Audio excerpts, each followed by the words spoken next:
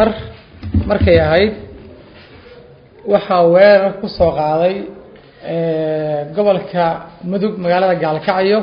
xaafadda Garsoor laamigeeda nin al-shabaab ah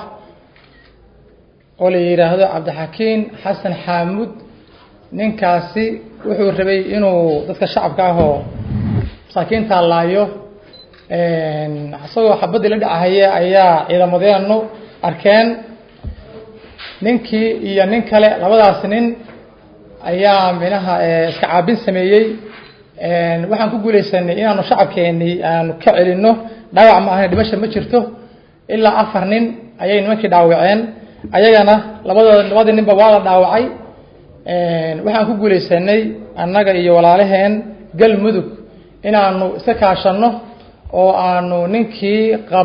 labada nin kamid ah inaanu qabano ayaanu ku guuleysanay haddana ninkii aan ku guuleysanay waad u jeedaan hortiin ayuu joogaa insha Allah taala waxa la waafajin doonaa cadaaladda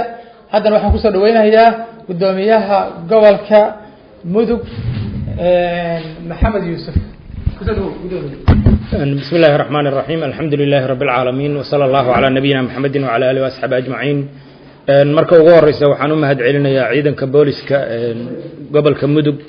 dhanka Puntland iyo dhanka Galmudugba wada shaqayntii ay wada shaqeeyeen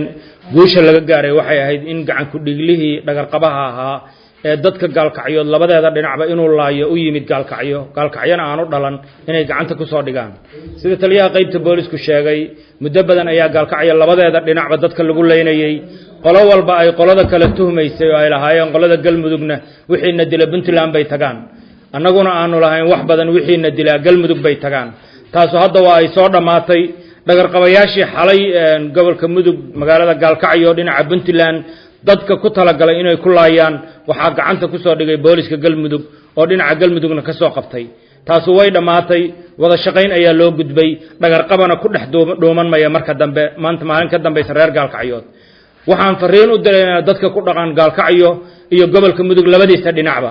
warkan ina dilaya kan ina qarxinaya kan ina dhibaataynaya kan dalkeena burburinaya maaha mid Mudug u dhashay waa mid ka yimid meel fog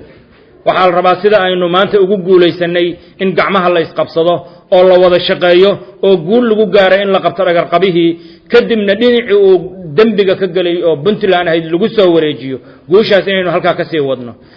annagu dadka reer Puntland hadii aanu dhagar qabaha Galmudug ka soo dilay wax ama dambi ka soo galay u celino walaalaha iyo Galmudug dawladnimadayada iyo dadnimadayada midna wax u dhimimayso bal sharaf bay u noqonaysaa sidoo kale walaalaha iyo Galmudug hadii ay dhagar qabaha iyo tuuga dhinacayaga dambiga ka galay noo soo celiyaan wax dawladnimadooda iyo dadnimadooda ay u dhimayso lama arko dhexdayada in dhagar qaba ka kalluumaysto oo intuu mid dilo midka kale gurigiisa uu ku cararo waa ay dhamaatay maanta wixii ka dambeeyana meel ayaan uga soo wada jeensanaynaa dadka magaalada Gaalkacyo ku nool labadeeda dhinacba waxaan leenahay qof walba u diyaar garow nafteena ayaa la isugu yimid waxa nafteena iyo dhuunteena inoo ku yimidna maaha wax reer Muduga maaha wax dadkana qabiil ku sabraysan waa dad aragti kala wata qabiil kala xambaarsan meel walba ka yimid meel kale ka yimid wiilkaanu meeshii dadkoodu deganaa dadkoodii kuma uusan layn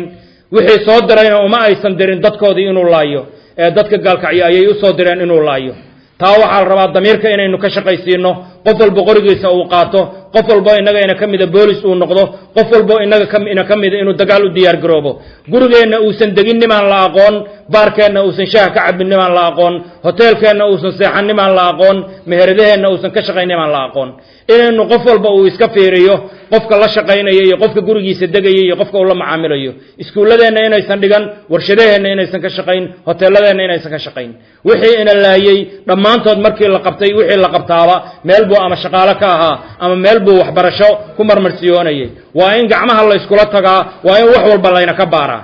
markaasaynu guul gaaraynaa markaasaynu noolaanaynaa waxaan kaloo munaasabadan ka xusayaa maalmahan Gaalkacyo waxa ku soo noqnoqday argagixin dadka la argagax gelinayo dadka argagax gelinayaahina dadnimo la maaha in la yiraahdo maalin walba ilmaha la afduubtay irbad baa lagu dhuftay war wadnimay taas ina ku tahay war caruurteena seebayna u ilaashan weynay war dadka baabuurteena ku dhex wata seebayna u qaban weynay war dadka guryaheena dhexdooda caruurteena ku qabsanaya seebayna u qabsan weynay waa liidnimo iyo gudnimo inaga haysa qof walba waxa la rabaa gaariga aad aragtid jooji hadii uu istaagi waayeen xabad afka u gali wax lagu raacanayo lama arko intuu carruurteenna afduuban lahaa intuu innagayna dili lahaa oo uu fakan lahaa qof walba waa inuu baaraa inaan ciidamada booliska iyo taraafikada keliya laga sugin laakiin qof walba oo shacab ah annagaa wixii ka yimaada ka jawaabayna gaarigii uu ka shakeeyo waa inuu istaajiyaa haddii uu dareemo inuu gaarigaasu dhagarqaba yahayna waa inuu xabadda la gaaraa sidaasaynu ku badbaadi karnaa war waa inaynu iska dhicin karnaa dhagarqabuhu hadduu shaar diineed inoo gashado waa inaynu iska dhicinnaa hadduu shaati qabiil inoo gashadana waa inaynu iska dhicinnaa hadduu shaati siyaasadeed inoo gashadana waynu awoodnaa waa inaynu iska dhicinnaa